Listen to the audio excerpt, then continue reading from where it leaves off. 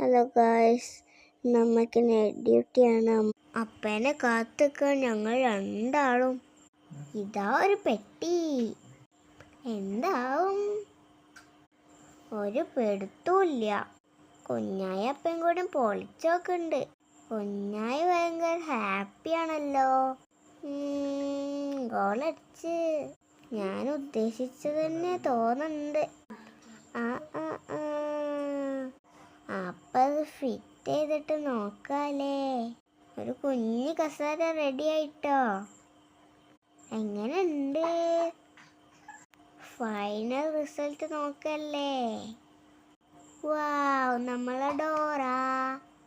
സമയം 12 മണിയായിട്ടോ.